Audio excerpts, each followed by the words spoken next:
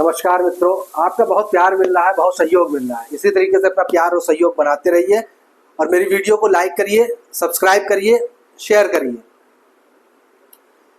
Thumbnail में आप देख ही चुके होंगे, किस्मत चमका देंगी यह 10 उपाय। हम सभी लोग अपने जीवन में बहुत सारी गलतियां करते हैं। उन गलतियों का असर यह होता है कि हमारा जीवन जो है वह नकारात्मक होता जाता है। चलिए आज हम लोग बात करते हैं उन 10 उपायों की जिनसे हमारी किस्मत जो है या हमारा भाग्य जो है वह प्रबल हो जाएगा। देखिए यहाँ लिखा हुआ है, रोज सुबह उठकर अपनी हथेलियां देखें। हमने अपने पूर्वजों से सीखा है, कई लोगों को मैंने देखा है, आपको भी करना चाहिए।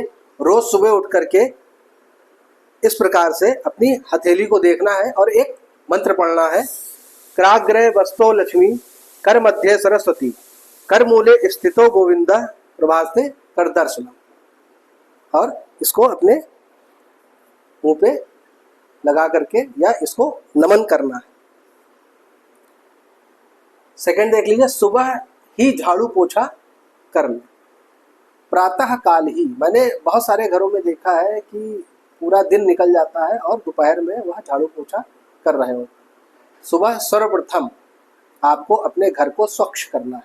झाड़ू पोछा बर्तन सब कुछ आपको सुबह ही कर लेना है। यह महिलाओं की जिम्मेदारी होती है कि वह सुबह सुबह अपने घर को पूर्णतः स्वच्छ कर ले। इसमें पुरुष भी सहयोग करें तो और भी ज़्यादा अच्छी बात है। थर्ड देख लेते हैं, पहली रोटी गाय को दें। पुरातन काल से यह हिंदू परिवारों में एक नियम के रूप में चला आ रहा है, लेकिन मैंने अब देखा है जो लोग शहर में रहने लगे हैं वह सारी चीजें भूल गए हैं। प्रातः काल जब आपके यहाँ नाश्ता बनता है या खाना बनता है तो प्रथम जो रोटी होगी वह आप गाय के लिए निकाल देंगे। लोगों के मन में यह विचार आता है, सुबह तो गाय आई नहीं है, कोई बात नहीं। अगर गाय नहीं आई है तो इंतजार करिए, अगर नहीं आती है 1-2 घंटे में तो आप जब जाते हैं तो वह रोटी ले जा करके किसी भी गाय को आप खिला सकते हैं, परंतु वह रोटी गाय को आपको खिलानी। माता पिता का आशीर्वाद लें। यह संस्कार जो है अब सनातन धर्म में या भारतीय सभ्यता में पाश्चात्य सभ्यता के मिश्रण की वजह से लुप्त होता जा रहा है, जबकि यह बहुत जरूरी है।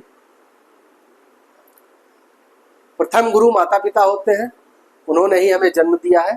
तो सर्वप्रथम सूर्योदय जब होता है और हम लोग उठते हैं, उठने के बाद हमें अपने माता पिता के पास जाना है और उनके चरण स्पर्श करके उनका आशीर्वाद लेना है। घर खाली हाथ ना जाए। मैं उन लोगों से खास तौर पर यह बात कहना चाहता हूं जो नौकरी पेशा है या व्यापार कर रहे हैं, सुबह प्रातःकाल निकल जाते हैं और सायंकाल या रात्रि में घर वापस आते हैं। तो ऐसे लोग कभी भी खाली हाथ घर वापस ना आए। कुछ ना कुछ ऐसी चीज लाएं जिससे बच्चों और बुजुर्गों का या फिर पत्नी का मन रह जाए। जैसे कभी फल ले आए, कभी टॉफियां ले आए, कभी कुछ खाने के लिए मीठा ले आए, कभी किसी के लिए कोई उपहार ले आए। इस प्रकार की चीजें लाते रहना चाहिए और कभी भी घर खाली हाथ नहीं आना चाहिए। पत्नी व बच्चों को खुश रखें। आपकी जो धर्म पत्नी है वही साक्षात माता लक्ष्मी का अवतार है।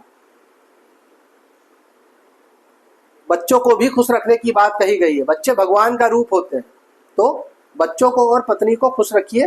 धन धान्य से घर आपका परिपूर्ण रहेगा। पीपल पर जल चढ़ाएं। पीपल वृक्ष पर जल चढ़ाना अत्यंत आवश्यक होता है। अगर आप यह नियम पूर्वक करते हैं तो आपको बहुत लाभ होगा।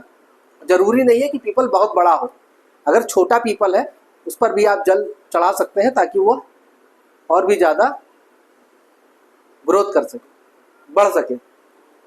देवताओं को ताजे फूलों से सजाएं। हम सभी लोगों के घर में एक छोटा मंदिर होता है, वहां पे हमने अपने देवी देवता रखे होते हैं।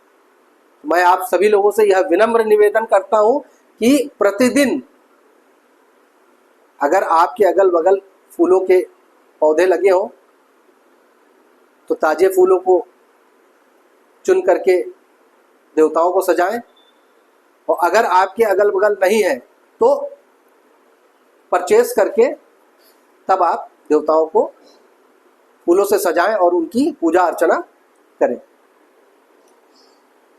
वाणी मधुर रखें। आपकी वाणी से सब कुछ संभव है। आपकी वाणी आपको उच्च स्तर तक पहुंचा सकती है और आपकी ही वाणी आपको नीच स्तर तक भी पहुंचा सकती है। इसलिए वाणी मधुर रखें। वाणी मधुर रखने से आपका बुद्धि भी अच्छा होता है।